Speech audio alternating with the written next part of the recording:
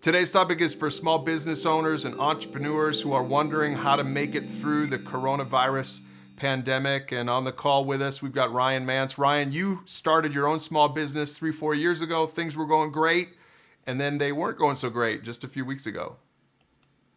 Yeah, things changed. They certainly did very quickly. We're entering our fourth year of business, and lots of customers. We've brought on new employees, brought on a couple new vehicles as well. So we've increased the size of our fleet. And just in a matter of a few weeks, it's really put a hindrance on our marketing plans. Yeah, and a lot of guys like you, entrepreneurs, are sort of used to having control. You're controlling what's going on. If things aren't going well, you just work a little bit harder, and it probably feels a little frustrating for guys like you not having a sense of control because you really aren't in control in this climate right now. Yeah, as we say in business, the past predicts the future. So if you do a good job tracking your business, you can certainly make projections and see if you're on track to hit those projections or not. And yeah, sometimes it is just a matter of more hours or, a little harder work. But this one's been quite unpredictable and can be quite stressful as well. All right, so walk us through a few options you and your business partner have looked into. I think a lot of small business owners could benefit from this. There's a lot of confusion. A lot of guys aren't really looking into it like you have. Walk us through some of the options available to small businesses like yours. Yeah. So let me first say that, I've talked with a handful of business owners, and some are really in tune with what's going on. And other ones that are running very successful businesses really have no idea about the CARES Act that had just come out and a couple of the programs that are available to them. A friend of mine owns a restaurant/bar, and their rent is $3,000 a month. And they were telling me, I've only got $4,000 in cash flow right now. And so they're worried and they're scared. And so one of the first things that we're going to talk about is intended to give you some quick temporary relief for that.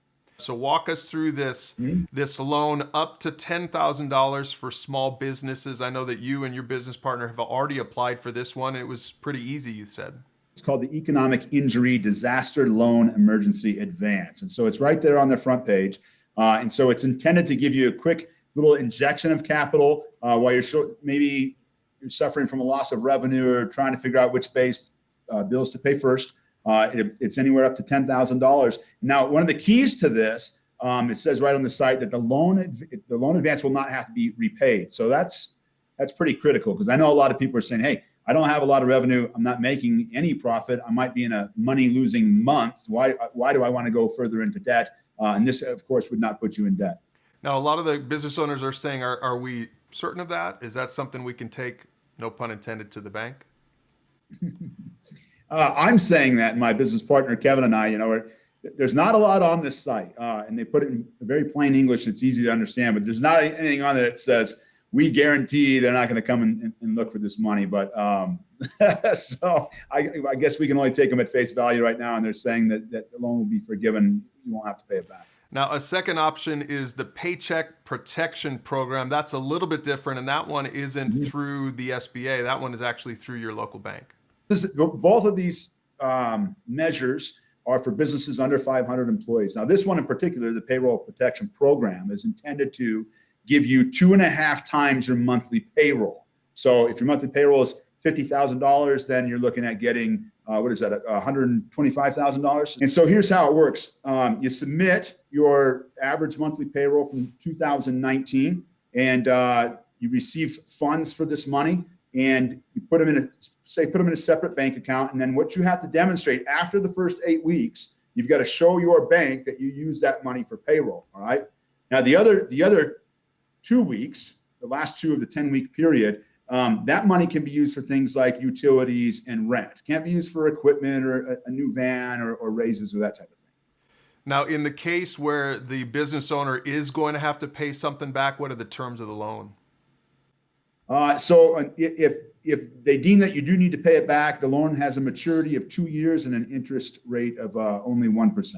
So the intention of this is that the government is trying to keep people from putting people on unemployment.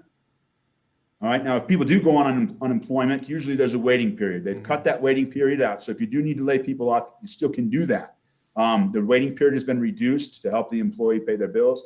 And there's also an additional $600 that employee will get on top of their normal unemployment. Right. Now, if you're a business that has already laid off employees, you can still apply for the payroll protection program and just bring those employees back and then pay them for the next 2.5 months. Now, in a third option besides the Paycheck Protection Program, then is just right there with your state. And I know in your state, your home state of Utah, I know that the governor of Utah has got some stuff going on. So this is something we're not going to obviously go through all of the states in the U.S., but this is something probably small business owners would benefit from as well. Yeah. So say in Utah, just a week ago Monday, Herbert announced loans of up to from $5,000 to $20,000 at 0% interest for small businesses. So whichever state you're in, I would certainly look at your local news channels or the state's websites and see what your governors are doing to help you as well. So Ryan, last word for entrepreneurs and leaders out there who are feeling a little bit stressed because of the coronavirus, not sure what's around the corner. What would you say to those business owners and entrepreneurs? Yeah, it's a great question. I would say keep leading. I mean, that's why you're in the position that you're in today.